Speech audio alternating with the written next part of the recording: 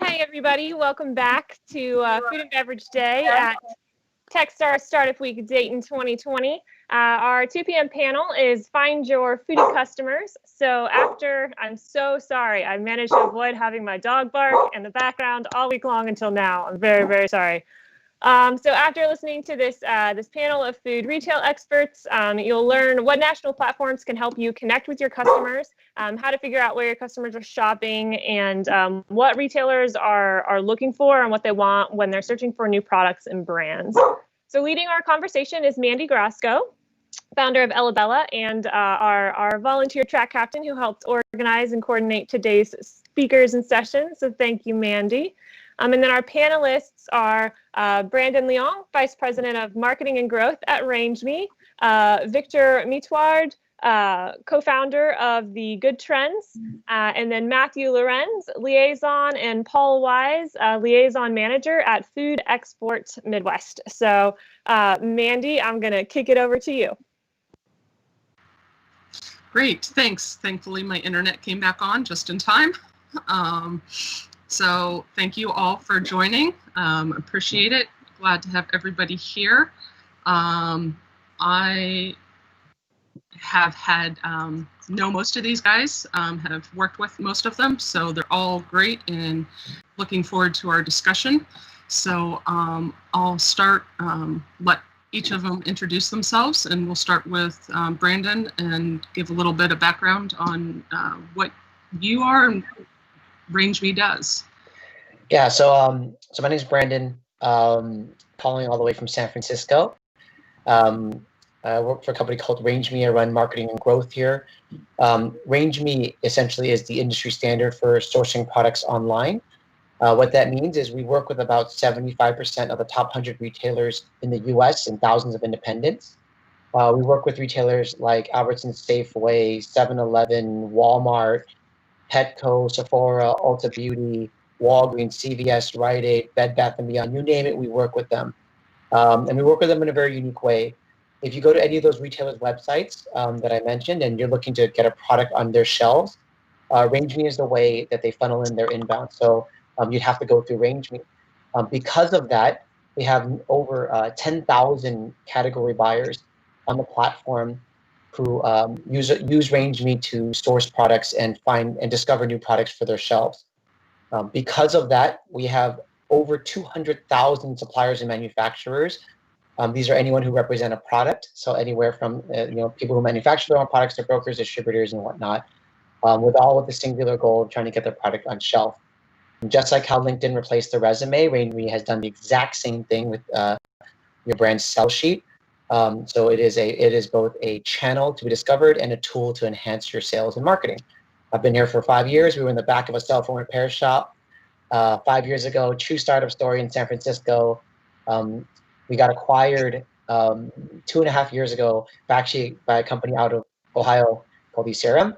And we've been growing ever since. In the last 7 months, we've had more growth than any other period, obviously, that I can remember. So more suppliers joining the platform and buyers leveraging it due to everyone being at home. Great. Victor, if you can go next. Good afternoon, everyone. I'm Victor. I'm the co-founder and chief product officer of the Good Trends. Before launching the Good Trends a year ago, compared to Brandon and RangeMe, we're still a startup. I was heading the incubator of a large CPG company. And when working on this, we realized that, especially in the food area, there was a major distribution gap that needed to be filled for small makers trying to access retail. Of course, you have a platform like RangeMe that does an amazing job in facilitating those relationships, but building distribution can be a very time-consuming job.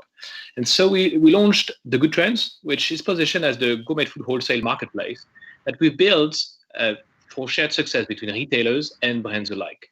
We enable small brands, innovative food makers, and local food makers to access the specialty retail channel without having to do anything. We work with retailers to offer them a curated selection of local and small brands that they can buy directly from our platform. And we give both brand and retailers the tool to turn this into a successful commercial proposition in store by running advertising, doing merchandising on your behalf. We launched a year ago, and we now are working with 300 food makers and 300 retailers, mostly in the Northeast, but we are currently expanding across the United States as we see a lot of demand from retailers to differentiate themselves more and more from online brands and the brands that they can find at the bigger stores. Great, thank you. Matthew? Hi, my name is Matthew Lorenz. I'm the Ohio liaison with the Food Export Association of the Midwest USA. Food Export Association is a nonprofit organization that promotes the export of food and agricultural products from the Midwestern region of the United States. We've been helping U.S. suppliers of Midwestern food and ag products sell overseas since 1969. We're supported through funding from the United States Department of Dairy and Agricultural, and we count on organizations like the Ohio Development Services Agency, among with 13 other state departments of agriculture and state departments of development among our members. Food Export Association of the Midwest, we focus heavily on export education programs as well as assistance in helping suppliers, manufacturers find buyers. In addition to all that, we also offer a 50% reimbursement on overseas marketing expenses through our branded program. So we offer a lot of different services to suppliers at any level of exporting experience. Yes. And complete your census so that program will continue to be around. So my little plug. Absolutely. Victor, we'll start with you. At what point do clients come to you, or do you go to them? Mm-hmm. So we are a marketplace. So we work both with retailers and brands alike. But I'll focus on the brand side for the purpose of this discussion. We activate as a bridge between the brand that's just launching and has a fantastic product and a very limited distribution, and that wants to actually go to the next level to a listing on a distributor, which can be expensive, has a lot of risk, can be untransparent. So you need to have a brand which already has demand when you want to go there. We position just before that. We actually the platform that gives access to a network of 300 stores to start building your traction in individual stores that have the potential to create your brand as a point of market entry for your brand. And we do three things. These buyers come to us and they say, I have this product, but I don't have the sales force. I don't have the time to actually go and get the accounts. They list with us. And what we do on their behalf is market their brands to retailers. And our model is purely a commission model. So we only take, if you want to like a super broker with built-in mechanics for which we use a lot of technology for, like streamlining the invoice, running advertising on the behalf of the retailers, all these things we packaged for the small brands to give them additional stores, thanks to which they can get to the next level. That's the ambition of the Good Trends, is really lifting for great products the barriers to entry to distribution. Okay, great. Brandon, what about you? So like I mentioned earlier, we have over 200,000 suppliers on our platform that represent nearly 500,000 brands. I think what we're primarily used for is, imagine this, when you're fresh out of college, the first thing you do is you set up your LinkedIn profile, or you have a class that helps you set in your LinkedIn profile, and then you're off, right, to start using that as your resume, to start networking and try to get land that first job. RangeMe is a snapshot of the industry. So 70% of our platform are brands that are 0 to 5 million in revenue, that are brand spanking new, and just bringing a product to market. I call them anyone from people brewing kombucha in their bathtub, all the way to a little bit more of those farmer market brands. Then there's that 15% of challenger brands that exist on the platform. Those are the ones who they might have local distribution, or they might be signed up with a larger distributor, or these are the ones who are going to trade shows like Expo West and East and things like that, right? And then finally, we have the more established brands up top, and they use us in a very unique way. They use us to stay visible to the top retailers they already have relationships with, and then to open themselves up to the independent retailers that exist. RangeMe is 100% free, just like LinkedIn is, right? So in other words, when you're bringing a product to market, most of the time your first step as a brand or as you develop your brand is to sign up for RangeMe and start seeing for the very first time what the questions even are to get your product to market, because these are the questions that retailers are going to ask you to be shelf ready. And so, we see a full snapshot of the industry of the 1.3 million U.S. Suppliers at any given time. We about 15 to 17% of the total addressable market is on RangeMe, and they're using it in their various ways depending on what part of the life cycle they're at. Excellent. Matt, at what point do clients come to you? So one of the great things about Food Export Midwest and us being a nonprofit is that we're there for everybody, and we cover all different levels of export comfort. If you're a small supplier with just an idea and you're trying to say, if I'm interested in getting my product out to an export market, we can offer pre-educational services as well as webinars, export assistance through our food export helpline. Really any sort of basic introductory export assistance and education sort of subjects, we can help out with new companies there. In addition, for companies that are trying to meet buyers, we also host buyers missions as well as virtual trade missions to sort of get more established buyers overseas, or right now virtually with qualified overseas buyers. And then finally, also, if you're a well-established company but you still qualify as a U.S. small business, we also offer a 50% reimbursement through our branded program, and that applies to any overseas marketing costs. And so really at any point in a supplier's comfort with where they're exporting, we can fit in anywhere. And Mandy, I'll jump in real quick too, by the way, introduce myself quickly. I'm Paul Weiss. I work alongside Matthew at Food Export. Been with the association for about 9 years. And just to add to what Matthew was saying, a lot of the ways that we connect with clients can be referrals. A lot of companies who work with us and appreciate our assistance services, kind of word of mouth, will tell their colleagues about us, and that's how we get in touch.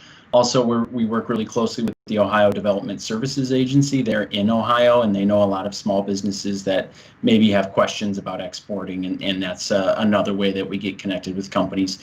And we're also very active at pretty much all the food trade shows that take place regionally in the Midwest, and we try to get out to as many of them around the country as we can. And, it's pretty easy when we talk to a food company at some of these shows and we say, hey, are you exporting? And sometimes they say, no, not yet, but I just got approached by a buyer from Canada and a buyer from Mexico, and I'd love to get my product in there, but I have no idea what does that even involve. Those are the kinds of companies that can really benefit from our programs. Excellent. Thanks. So Brandon, what does a company need to get on a grocery store shelf or a 7-Eleven or whatever, Yeah. So it's actually really funny. I mentioned earlier, a lot of times when you're bringing a product to market, this is the first time you're experiencing this. So, you might be a baker, have a great recipe for cookies, and you're like, hey, you know what? I'm gonna package this thing up and start selling these suckers, right?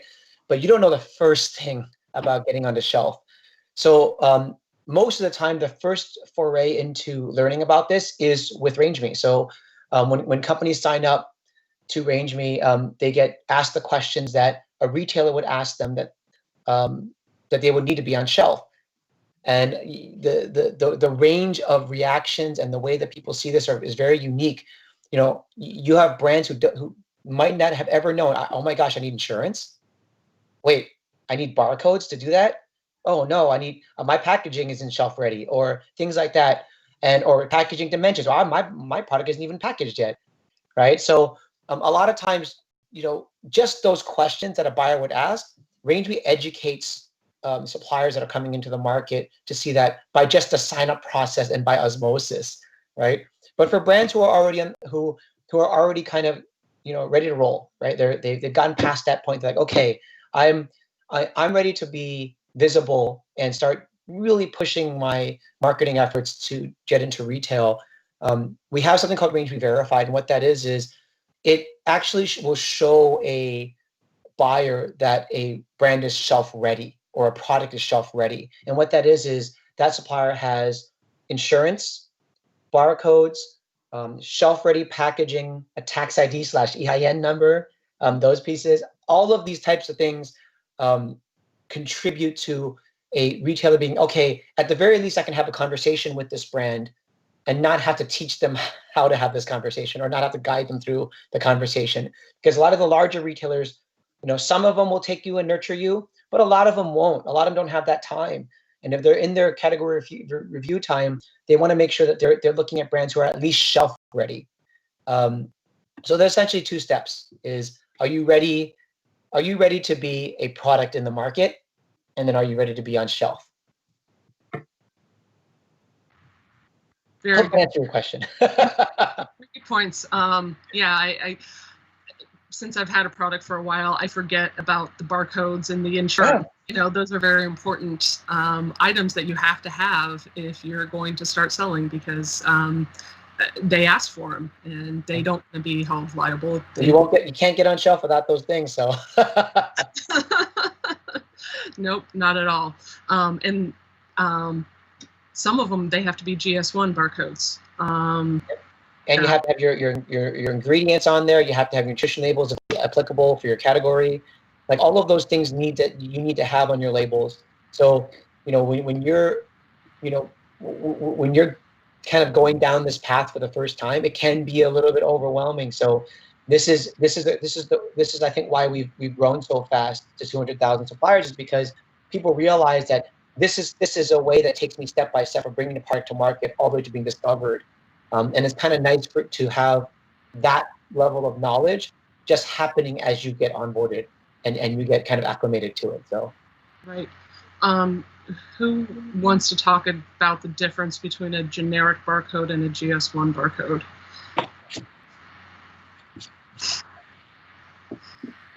I'm not actually talking about everything. Come on, Victor. I wouldn't want to stay out of my domain of expertise, Brandon. This seems proper to you. Well, GS1 it's kind of interesting because GS1 is one of the few, it might be the only primary governing body of actual delivered barcodes in the industry. We always actually tell our suppliers to use GS1 to get their barcode set up. I think more importantly, though, I don't want to not answer your question, but more importantly is the composition of your label and what's on it, right? So you can go to GS1, you will get a barcode. Any brand that will ask me, I get hit up dozens of times a day on LinkedIn just about questions and things like that. I'll always tell them to go to GS1. It's the easiest answer. It's going to be the one that's going to be going to have the largest database, the most official, and you're not going to have to deal with a lot of too many complications. They take care of everything for you, but the composition of your label is probably the most important thing. Certifications that are applicable to you, like I said, ingredients are very important. Nutrition labels are you can't actually have a product on the shelf that is a consumable product without nutrition labels or anything that's on shelf that doesn't have ingredients, right? And then of course, like I said, your company information and the way it's set up and the way your packaging is displayed has to be conducive to being displayed on a shelf as well. So it has to have shelf ready dimensions, things like that. If you have different case packing, things like that, they all have to be standardized for specific shelf measurements, depending on the retailer. That's why a lot of retailers nowadays, they will test products online first. They'll get it, like for example, you might not be able to sell on shelf at, for example, like Petco quite yet, but they'll trial you and test you online, which is just as good, right? Because you're getting all those eyeballs anyway. I know, so I didn't answer your question about the other side that is not GS1, but my recommendation for brands is to use GS1 for your barcodes. And yep, makes sense. From an export perspective, what do international buyers look for on barcodes? Is that something you guys can answer? We don't dive too much into barcodes. It's, you know, for international customers, it might have mostly to do with the labeling and languages and importers. You know, there's some other requirements on that front. And it depends on the country. Each country has different requirements. Sometimes they want you to make a completely new label for a market. Sometimes they're okay with stickers. But the different requirements vary from market to market, and those are the kinds of things that we can help companies navigate a little bit. As far as the barcode, I don't have much feedback to contribute on that front. That's a Dennis helpline question. Yeah, could be. I can jump, Mandy, on your initial question, if you rather than barcode, which is why you to the shelf. And I think on top of what Brandon was mentioning about having the hygiene of your pack right, we see really two things that really matter from our perspective on top, and that sometimes are hard to grasp for emerging makers. The first one is really understand where your product is positioned in the macro trends that the retailers want to capture. At the Good Trends, we have a lot of data from products that sell in our stores, and clearly the market is being taken over by some macro trends, plant-based, keto. And you need to understand that the macro view of these retailers is going to lean towards these food values, if you want, that the consumers want, and they're going to make choices on their shelf to take from other products to reallocate to these products. So however you're presenting your product to retailers, you need to understand how you fit into that macro story, that macro consumer view. So having your trade story extremely well structured, putting yourself in the shoes of the retailer is extremely key. And at the Good Trends, we help brands tell that story on their brand pages. The second thing we find is that you also need to be aware when you go to these retailers of what will make the success of your product in the store. Because most of the time, especially if you have a product that's premium and you have very limited brand awareness because you're just getting started, you need to understand the mechanics that are going to make your product successful in stores. That is not just about the listing and discovery, but it's also staying on the shelf. It's extremely critical you can see those rotations on the shelf at a sufficient level so that the retailers keep being interested in your product. And there, I think here I'm more talking about the large store from a large store perspective, but we see sampling, demos being for higher store extremely effective. At the Good Trends, we believe that social local advertising and a very targeted digital strategy is the way to go, which is much more scalable. And so with every purchase that someone does on our platform, we run local advertising on behalf of the brand of the retailer around the store to create awareness of the brand. And we found that work extremely well. So the advice would be always come up with a plan to support your brand and surprise the retailers with your activation plans around the store. Yeah, I think to build off of what Victor was saying, searchability on a platform like RangeMe is vitally important, that your USPs are something that helps differentiate you from the competition, but also puts you into the categories that Victor was saying. So for example, keto, if you know that keto is the number 2 searched term by all buyers across the US right now, that's reflected on RangeMe as well. And if your product can make the claim that it's keto, one, obviously you want to get certified, but two, you also want to add it to your USPs because it increases your searchability, not just on RangeMe, but just in general. Right, you are part of that macro trend, and then your USPs will help you. Your further USPs will help you differentiate yourself, and then obviously, yes, I can validate what Victor is saying. I have spoken to hundreds and maybe thousands of buyers up into this point, and it might not be the first thing they look for. It might not be the second thing they look for. It might not be the third thing they look for, but it's the only thing that every single buyer has said is on their list, and that is brand story. And that is whether or not they can sell that brand, not just to consumers on the shelf, but internally within the organization to get that on the shelf. So that is vitally important, Victor. That's a huge step that a lot of brands overlook. They have a great product, but they don't know how to market it. And buyers care immensely about that piece of it because they need to have something to latch on to when they're trying to sell this thing internally. Excellent points. So I think you touched on it a little bit, Brandon, but how has COVID affected the businesses and, your business and then the businesses that you're representing? I mean, I think everything happened in March. So in March, the first big domino to fall was Expo West, which is the largest trade event of the year for CPG in general, I would say. Expo West canceled a day before it was supposed to kick off. Companies were already setting up in Southern California. From that moment on, Summer Fancy Foods, Home and Houseware Show, all of these CPG shows started saying, okay, you know what? We're postponing the show, canceling the show, we're postponing the show. There were there were essentially three groups of three camps for brands that happened. The first camp are the ones who had they didn't have a diverse plan. So their plan of marketing was these moments in time, right? I'm putting all my eggs in these 2 events in the year because I know that retailers have category review schedules and that they only look for products twice a year. And so I'm going to focus all of my marketing efforts and all of my budgets on those 2 times of the year. And then there are the ones who had a very good plan to market their product both online and in person. So it was a little bit more of a diverse marketing plan. But the ones that really succeeded were the ones who had that, but they also had very strong D2C channel, which is D2C direct to consumer channels online. And those are the brands that really succeeded because they had diversity in which they have the ability to sell their products, right? So they already knew that online was a thing. They're going D2C online, but they're all and part of their marketing mix was obviously those some of those trade events.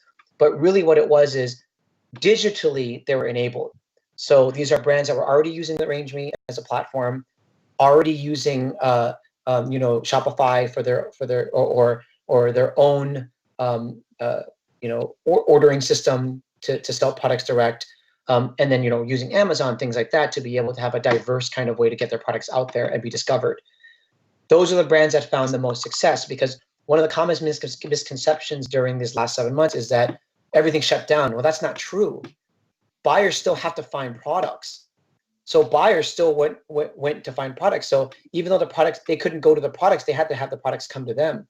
We saw massive uptake in usage and engagement from buyers on Range Me, from large retailers. I mean, Walmart Open Call just launched completely digitally. And Range Me facilitated that, getting submissions. There were thousands and thousands and thousands of brands who submitted to that, and it was all digital and virtual, right? So business did go on. Range Me was in a very unique place at that time because we were already we were the digital enablement for the industry. So there was actually a recent article in Forbes that illustrated that. It talked about, we didn't have to transform. We just were already here. And brands in those 3 camps, the ones that were most enabled, they used us more. The ones that had a somewhat of a marketing mix, they found new ways to use us. And then the ones that didn't had to use us, right? So that was a very exciting time. But there was growth across multiple categories within CPG. And so, like I said, a lot of the myths was like, oh, everything shut down. It didn't. Things kept happening. It's just, it was the brands who were set up to succeed were the ones who took advantage of it. It's a very interesting perspective, and I think that what Brandon is saying is absolutely right. Discovery has moved online basically, and everybody tried to shift to that. The Expo West, the specialty food show, but clearly the platforms for discovery, which are already there, benefited the most. Right, and I think I can totally see how you guys exploded during that time period. We, as a platform, we also work with retailers directly, and so we are part of their, how many SKUs they purchased. We help them manage their baskets. One of the things that was interesting to notice during that period was that there was this shift in discovery, massively online, even for, I think, a lot of reluctant buyers that were not adopting technology as a way to explore new opportunities, which overall is fantastic for the industry. But overall, as a trade, the challenge has been, I think, that there has been more discovery online, but in terms of range, retailers have reduced overall the scope of their range. And I think the number is between 10 to 20% from what I could see, because of the fact that they had to focus on streamlining operations, on simpler logistics, in order to be able to cope with the requirements from COVID. So you had these rush online for discovery, and at the same time you've had over the past 3 to 4 months a bit of a bottleneck from the buyer's perspective in terms of what they were listing, so this decision they could make over the past months. We're seeing that open up now. We're seeing buyers going much more into planning mode and buying. To bear in mind, we work with small buyers, which makes their purchase decision very quickly. So it's also different from the big buyers that you work with, Brandon, which have a range review horizon of 6 to 12 months to 18 months, for which the activity really never stops. But from the actual buying decision from a small store, the interesting thing was that these stores kept on their fundamentals. And if you look at the market data over that period, insurgent brands, which had been gaining market share steadily to double digits over the big brands, actually lost share during this period, because there was this flight of safety from consumers towards the main items and the main brands. So I think despite there's a shift in discovery online, it has not been easy for brands overall to get a foot in the door with retailers. It has only become harder. We can only expect that it's going to improve, but we find that it's become harder because of that retailer behavior. That's interesting. One of the things that we did see, from that perspective is, from our data and what we see, for discovery purposes, brands that were dropship capable had massive growth regardless of what category, because you had retailers who were leveraging their online channels more than ever before as brick and mortar shut down, right? So I do agree with you that on shelf, yes, there was obvious stagnation because things didn't open up for many, many months, right? But when you're talking about the range, I'm happy to use the word range too, because that's where range comes from, and most people don't know that. But we saw a massive uptick in brands who were dropship capable being able to take advantage of this opportunity, because it allowed retailers to quickly onboard them, get them listed onto their site, and not have to deal with any of the supply chain logistics that they would have to in the past, because they would let the supplier deal with it all themselves. So yeah, I mean, in some respects, traditional retail and SMBs in some sectors did take a hit. But what I said still, I think, also resonates on that side as well. These retailers that had online channels, retailers that had diversity in which they were selling their products, did have that growth. There's those camps as well, right? There's absolutely right. I think it highlighted the strength of hybrid models. Yeah, exactly. Especially in marketplaces, because you mentioned dropship. It has opened up a lot of business opportunity on the online world, moving from Amazon, which has been leader there, to a lot of people shifting to other online platforms, from the Krogers, from the Targets, from the Walmart as well. And there, the marketplace marketplace model has massively benefited. It's really cool to see that perspective from you, coming from like regional SMB brick and mortar. You and I should talk more. Yeah, definitely. To be followed. I actually just realized that, Victor, you're in New Jersey, and Brandon, you're in San Francisco, Paul's in Chicago, Matt's in Columbus. So we've got... It's going to be a virtual coffee. Yep, which is actually part of why I wanted everybody here is that food, even though, this is entrepreneurial kickoff, start off in Dayton, that food can go beyond your area. It doesn't, if you do a storefront per se, but if you want to package and start shipping, it doesn't just have to be here. And even you can have a brick and mortar, but you can expand beyond that, and go to across the country and across the world. hence, the export folks. And the support that's out there is amazing, and that I found from you guys. So thank you for that. Paul or Matthew, because obviously this has been a global pandemic, how have you seen the from the buyers and from the suppliers react to COVID?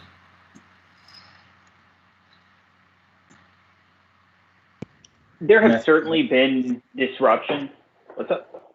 Obviously there have been disruptions, and just like Victor and Brandon were saying, we find that our suppliers who are the most adaptable and considering a variety of different revenue streams, we find them to be the most successful and the most who are going sort of keeping on their toes when they're looking at other countries right now.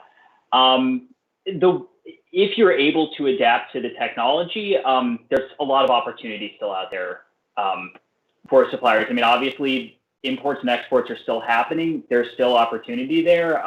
Don't think that with a crisis that exports are shut down places. Freighters and airplanes are still going in and out of ports every day just fine. And really with the internet, it's much easier to connect with buyers overseas, and especially through an organization like Food Export Midwest, where we run focused trade missions, or we run virtual buyers missions. Especially these days, we can do everything virtually. We can put a supplier in contact with somebody in China or Indonesia or France, or we have events where we have 50 of these buyers showing up from all over the world, and you don't have to leave your seat. And it's still the same. You're still working with your broker to get it out of country, and you're still going through all the same processes, except you're just not going to trade shows at this point. So there's definitely still opportunities out there. I think suppliers need to consider beyond just, what's immediately in front of them, and say there's a much wider approach with a lot of variety of opportunity. Definitely. Thank you. Got about 7 more minutes, so I just want to remind everybody that if they have any questions for these guys, please send them in. It's been quiet on the chat, so please send your questions in. I have gone through my list of questions, so are there anything that any of you guys want to touch on and share in our last few moments?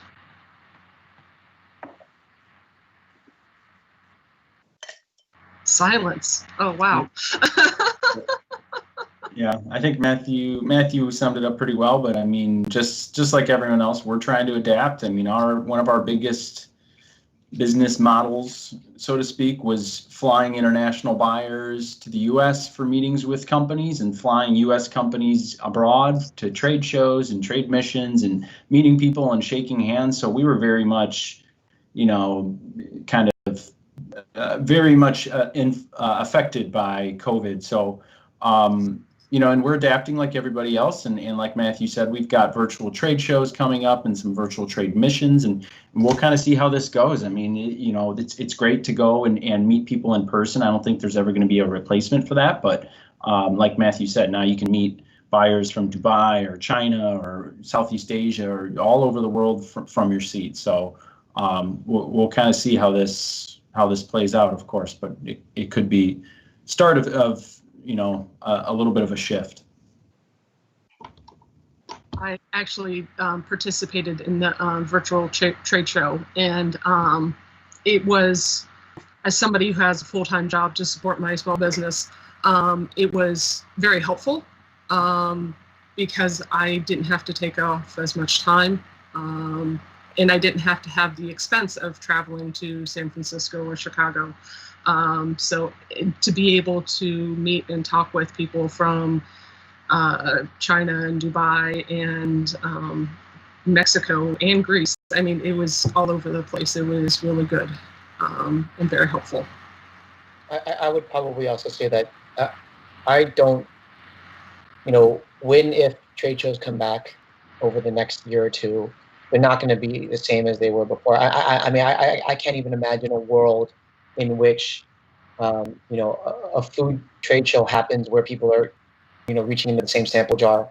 I can't even imagine that anymore, right? So I think that, one of the things that happened during the pandemic is every single person in any vertical, in any industry, got a really, really fast education how to use Zoom and how to use. I mean, like my daughter's out there. She's taking Zoom classes as we speak, right? So I don't think that's going away. Just like how brands had to diversify, we all do as well. Buyers have had to, retailers have had to. Large retail still has travel restrictions through the end of the year. So at the very least, there's going to be nothing until 2021 because retailers aren't letting their employees travel to them anyway. So we don't know how long that's going to extend for. So all of these things have to happen in order for things to go back to normal. But I don't think there is going to be what we used to know as normal coming back again. I think there will be a new normal. Virtual online is going to be cemented. It's going to be part of what everyone needs to scale. It's going to be part of what everyone needs to communicate and talk to each other. And actually, I personally think, we partner with a lot of trade organizations. I personally think that this provides more value and efficiency at the trade shows, where the trade shows aren't purely about trying to go to every single booth and get to every single booth. There's a bit of discovery that happens prior to that. And so that when you're going to a trade show, you know exactly where you need to go talk to, what suppliers you're trying to get in front of, what products and what categories you're trying to source. So then everyone gets more ROI. Everyone has the ability to make things more efficient, and you have less of that kind of ambiguity or like stress as you go to these shows. But yeah, I mean, I agree. We've got a question and a couple questions. So what are some of the virtual trade shows? Matthew or Paul, I know you guys got a couple coming up.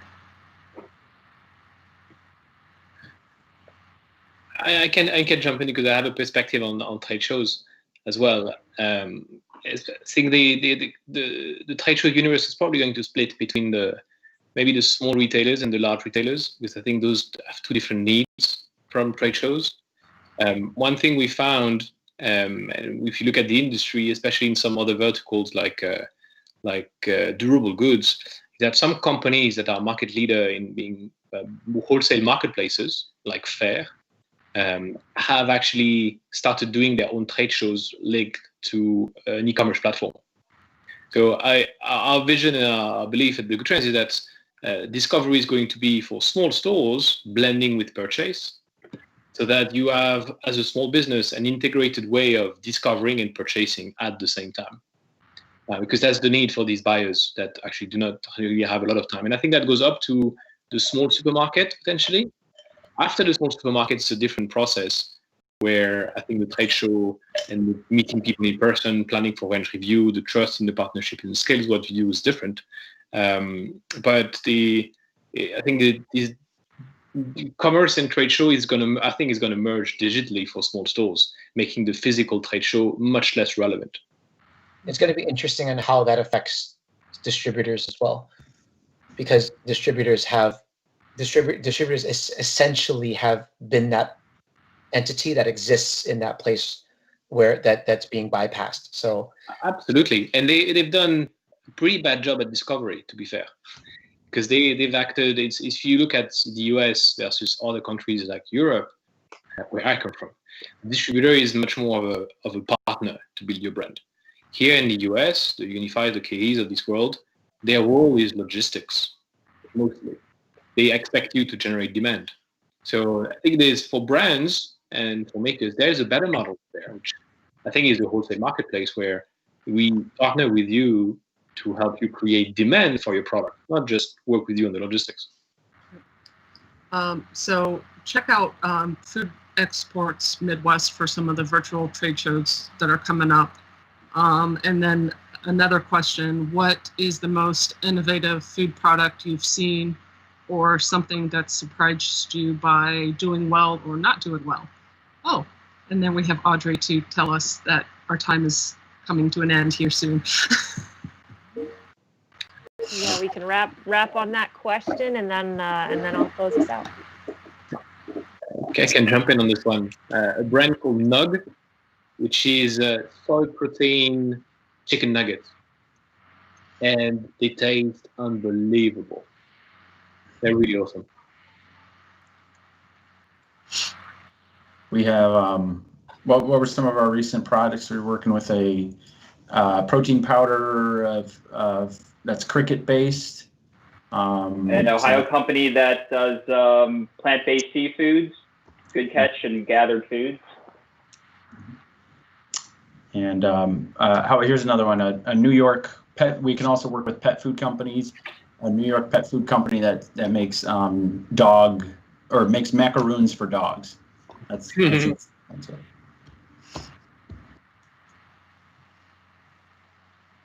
At Range, we look. I mean, gosh, we have so many brands on the platform. There was a recent one that landed, 8-Track Foods. That was pretty unique. But I think where our expertise kind of lands is the categories or search criteria that exists for these types of products, because we essentially know what buyers are looking for, 6 to 12 months before they hit the shelf. So keto is still very hot in terms of the search category. As far as a search term, CBD is still very hot as far as a search term on platforms. So brands with those unique USPs are in there. Plant-based is growing very rapidly against search terms as well. But yeah, I mean, large retail is still going to be not farther behind, but they're going to be looking at terms for a longer period of time than these smaller retailers that are seeing things move on the shelf at a much quicker pace, and aren't really bound by category reviews. So we're still seeing trends that are starting to bubble up. There has been less change, I would say, over the last maybe 2 years than there was in the previous 3. Over the last 7 months, obviously PPE has been very hot. Anything PPE, anything household essentials, things like that. Yeah, there's definitely some interesting trends. I know in our local startup community, we're noticing a lot more like plant-based kinds of things popping up here too. So that's cool. Thank you, gentlemen, for bringing your knowledge and sharing it with our startup community today. We appreciate your support of Startup Week. And thank you for sharing your thoughts. Thank you, Mandy, for coordinating it all. So we're going to go ahead and close out our 2 p.m., give everyone a chance to take a break and then come back, grab a glass of water, and join us for our 3 o'clock keynote to finish out our food and beverage day. We have Ray Wiley, the founder of Hothead Burritos and Rapid Fired Pizza, who is going to be sharing that story and offering advice for anyone who's looking at scaling up and going national with the restaurant like he has. So we hope to see you all back here in about 10 minutes. Thank you. Thank you very much. Yeah. Thanks.